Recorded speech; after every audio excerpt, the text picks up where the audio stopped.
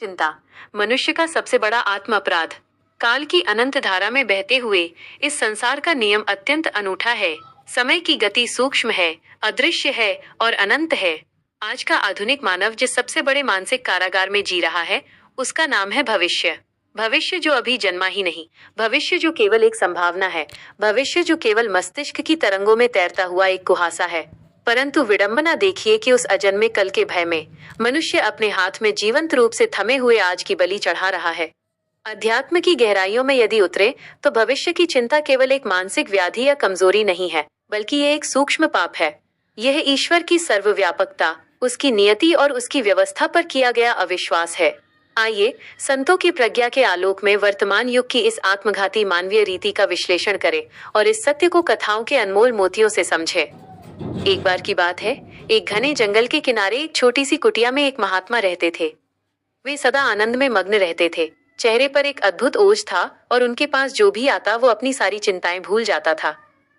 एक दिन उस राज्य का राजा, जो हर तरह के धन धान्य, सेना और वैभव से संपन्न था, महात्मा के चरणों में आकर बैठ गया। राजा के चेहरे पर गहरी उदासी थी, माथे पर शिकन की लकीरें थीं और आंखें अनिद्रा से लाल थीं। महात्मा ने मुस्कुराते हुए राजा से उसकी उदासी का कारण पूछा। राजा ने गहरी सांस लेते हुए कहा कि हे ऋषिवर, मेरे पास आज सब कुछ है। अथाह धन है, सुदृढ़ किला है, वफादार सैनिक है और सुखी प्रजा है। परंतु मेरा मन पल भर के लिए भी शांत नहीं रहता।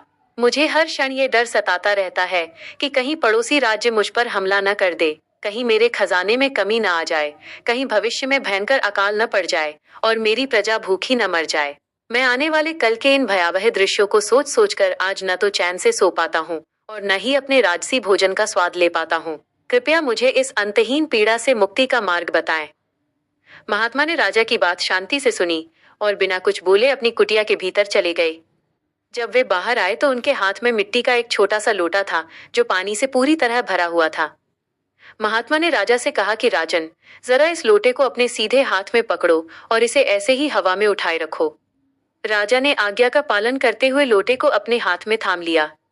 शुरुआत के 5 मिनट राजा को बहुत सामान्य लगे। उसके चेहरे पर कोई शिकन नहीं थी। 10 मिनट बीतने के बाद राजा के हाथ की मांसपेशियां थोड़ी सी खिंचने लगी और उसे लोटे का वजन महसूस होने लगा। जब आधा घंटा बीत गया तो राजा का पूरा हाथ कांपने लगा। पसीने की बूंदें उसके माथे से टपकने लगीं और लोटे का पानी छलकने लगा। अंततः जब राजा से वो दर्द बर्दाश्त नहीं हुआ तो उसने अत्यंत विनीत स्वर में कहा कि महाराज, अब यह बोझ मुझसे और नहीं संभाला जाता। मेरा हाथ टूट जाएगा। कृपया मुझे इसे नीचे रखने की अनुमति दें। महात्मा ने मंद मंद मुस्कुराते हुए कहा कि राजन, इस लोटे को तुरंत नीचे रख दो। जैसे ही राजा ने लोटे को जमीन पर रखा, उसने राहत की एक लंबी सांस ली और उसके हाथ का दर्द धीरे धीरे कम होने लगा। तब महात्मा ने राजा की आंखों में आंखें डालकर कहा कि राजन, इस साधारण से लोटे का वजन मुश्किल से आधा किलो रहा होगा, लेकिन तुमने इसे जितनी देर तक हवा में लटकाए रखा, इसका वजन और दर्द उतना ही बढ़ता चला गया। ठीक यही स्थिति तुम्हारे मन की है। ये जो आने वाले कल की चिंताएं हैं, जो भविष्य के अनिश्चित भय हैं, ये इस छोटे से लोटे की तरह ही हैं। जब तुम इनके बारे में थोड़ी देर सोचते हो तो कोई समस्या नहीं होती, लेकिन जब तुम 24 घंटे हर दिन और हर रात इसी काल्पनिक भविष्य का बोझ अपने दिमाग पर टांगे घूमते हो तो तुम्हारा मानसिक हाथ पूरी तरह थकावट और दर्द से भर जाता है। यही वह मानसिक पाप है जो तुम अपने ही जीवंत अस्तित्व के साथ कर रहे हो। तुम उस कल का बोझ उठा रहे हो जिसे ईश्वर ने अभी तक बनाया ही नहीं है। इस कथा के मर्म को यदि हम आज के मनुष्य के जीवन से जोड़कर देखें तो हमारी रीति भी उस राजा से अलग नहीं है। एक और सुंदर प्रसंग सूफी संत हसन के जीवन से मिलता है। संत हसन एक बार अपने शिष्यों के साथ नदी के किनारे से गुजर रहे थे। उन्होंने देखा कि एक कौवा नदी के पानी में तैरती हुई लकड़ी के एक टुकड़े पर बैठा हुआ था।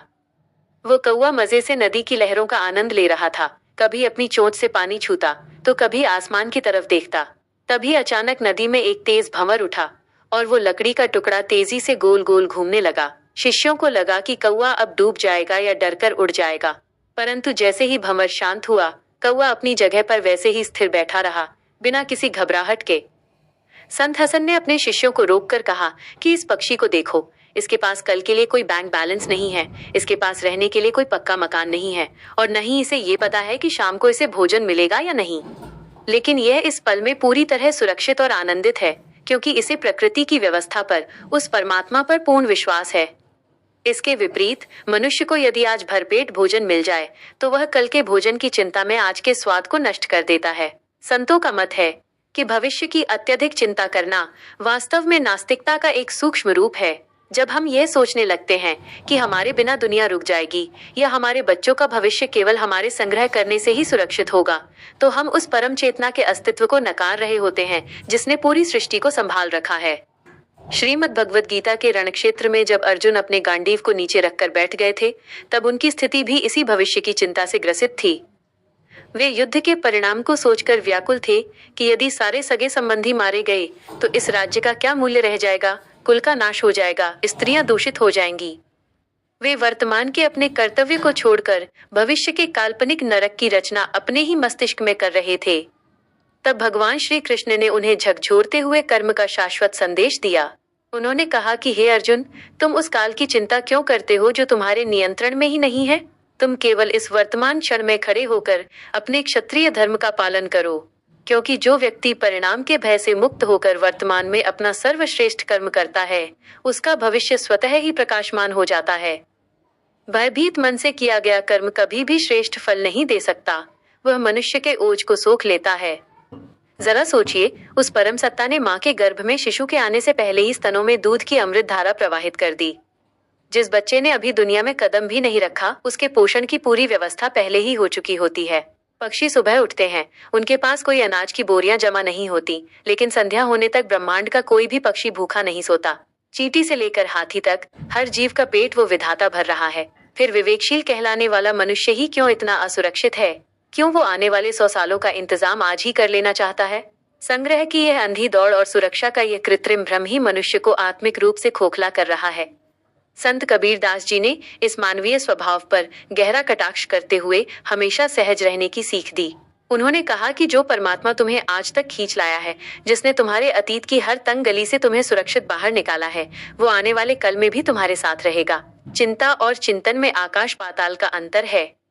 भविष्य के लिए सही दिशा में कदम उठाना, योजना बनाना चिंतन है, जो कि स्वागत योग्य है। परंतु यदि ऐसा नहीं हुआ तो क्या होगा? इस नकारात्मक चक्रव्यूह में फंसकर अपनी रातों की नींद हराम कर लेना चिंता है। चिंता चिता के समान है, बल्कि चिता से भी बदतर है, क्योंकि चिता तो केवल निर्जीव शरीर को एक बार जलाती है, परंतु ये चिंता जीवित मनुष्य की आत्मा को, उसकी मेधा को हर क्षण तिल तिल कर जलाती है।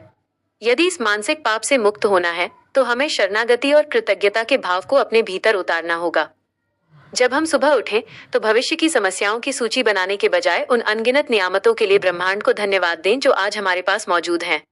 वर्तमान का ये पावन क्षण ही वह एकमात्र खिड़की है जहां से ईश्वर को देखा जा सकता है, जहां से आनंद का अनुभव किया जा सकता है। अतीत एक कब्र की तरह है जिसे खोदा नहीं जा सकता, और भविष्य एक मृग मरीचिका है जिसके पीछे दौड़कर कभी पानी नहीं पाया जा सकता। जो कुछ भी जीवंत है, जो कुछ भी सत्य है, वह केवल इसी श्वास में है, इसी पल में है। इसलिए संतों की इस परम सीख को अपने हृदय में धारण करो। भविष्य के काल्पनिक बोझ को ईश्वर के चरणों में सौंप दो और वर्तमान के इस अमृत को पूरी सजगता के साथ पियो, क्योंकि इसी में जीवन की सार्थकता है और इसी में सच्ची मुक्ति है।